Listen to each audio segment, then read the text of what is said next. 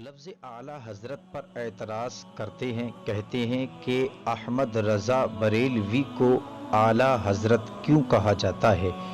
اس کے کہنے کی وجہ کیا ہے؟ کیوں اعلیٰ حضرت کہہ دیا گیا؟ تو اس پر اعتراض یہ ہوتا ہے کہ دیوبندی لوگ اکثر اعتراض کرتے ہیں کہ رسول اللہ صلی اللہ تعالی علیہ وسلم کے لیے حضرت اور حضور لفظ کا استعمال کیا جاتا ہے، لیکن مولانا احمد رضا خان کو ان سے بھی بڑھا دیا گیا، کیونکہ مولانا احمد رضا کو اعلیٰ حضرت کہا جاتا ہے۔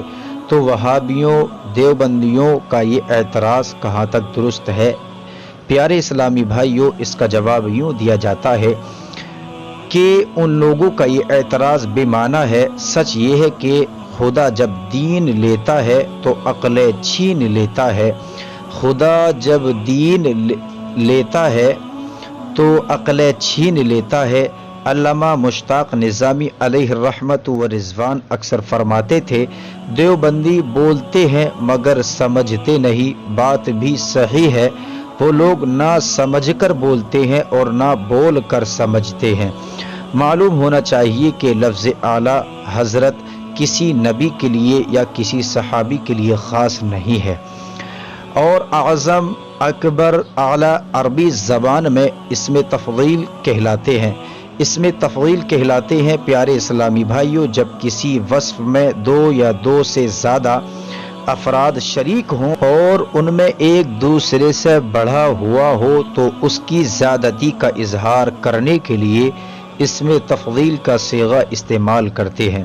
جیسے حامد اور محمود دونوں علم والے ہیں، مگر حامد فوقیت رکھتا ہے تو کہیں گے حامد محمود سے عالم ہے، ناصر منصور سے اعلیٰ ہے، زید بکر سے اعظم ہے۔ صدر الشریعہ مولانا امجد علی علیہ الرحمت و رضوان فرماتے ہیں، لفظ اعلیٰ حضرت انبیاء اکرام علیہ السلام یا صحابہ عظام رضوان اللہ تعالی علیہم اجمعین کے ساتھ خاص نہیں ہے، نہ عرفاً خاص نہ شرعاً خاص۔ حضرت حضور کا لفظ تو بہت عام ہے۔ اب اگر کسی معظم دینی کو اعلیٰ حضرت کہا تو اسے نبی یا صحابہ کے کسی خاص وصف میں شریک کرنا نہ ہوا، بلکہ ان تمام لوگوں میں جنہیں حضرت یا حضور کہا جاتا ہے اس سے بڑا معنی اور اس میں اصلاً حرج نہیں، بلکہ معظمان دین کو عظمت کے ساتھ ذکر کرنا چاہیے۔ بلکہ قرآن تو مطلقاً مومنین کے لیے فرماتا ہے، وَأَنْتُمُ الْأَعْلَوْنَ إِن كُنتُم مُؤْمِنِينَ، تم ہی اعلیٰ ہو اگر مومن ہو۔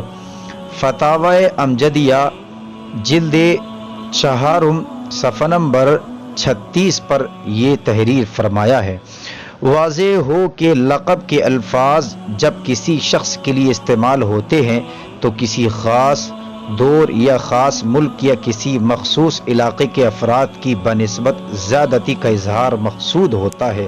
مثلاً کتنے نکتہ داں اور فقہی بصیرت رکھنے والے جید ممتاز مفتیان کرام کے لیے مفتی اعظم کا لفظ استعمال کیا گیا ہے اور اب بھی استعمال ہوتا ہے، مگر اس کا مطلب یہ نہیں کہ موصوف ہر دور اور ہر علاقے کے فقہا اور مفتیان سے زیادہ قابلیت رکھتے ہیں، بلکہ مطلب یہ ہوتا ہے وہ موصوف اپنے زمانے اور مخصوص علاقے میں دیگر علماء اور مفتیان کرام سے اعلیٰ مقام رکھتے ہیں۔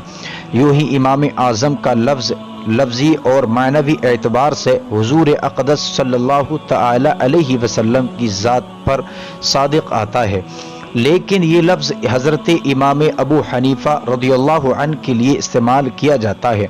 صدیق اکبر کا لفظ بھی معنوی اعتبار سے رسول کائنات صلی اللہ تعالی علیہ وسلم پر صادق آتا ہے، لیکن حضرت ابو بکر صدیق رضی اللہ تعالی عنہ کے لیے بولا جاتا ہے۔ علی ھذا القیاس سینکڑوں اس قسم کے الفاظ ہیں جو علماء اسلام اور بزرگان دین کے لیے استعمال کیے گئے ہیں اور کی جاتے ہیں۔ اب کھینچ تان کر اگر کوئی کہے کہ امام ابو حنیفہ کو امام اعظم کہہ کر حضور صلی اللہ علیہ وسلم سے بڑھا دیا گیا ہے، یا ابو بکر صدیق کو صدیق اکبر کہہ کر حضور صلی اللہ علیہ وسلم سے بڑھا دیا گیا ہے، تو ایسا سوچنے والا اور کہنے والا احمق اور عرف و اصطلاح سے ناواقف قرار دیا جائے گا، یعنی وہ یہ سمجھا جائے گا کہ اس کو کسی بھی طرح سے علم میں فوقیت نہیں ہے، بلکہ وہ ان الفاظ کو سمجھنے سے قاصر ہے، اور حضور اعلیٰ حضرت علیہ الرحمت و رضوان کے لیے لفظ اعلیٰ حضرت کا جو استعمال ہے اس کو سمجھنے سے بھی قاصر ہے۔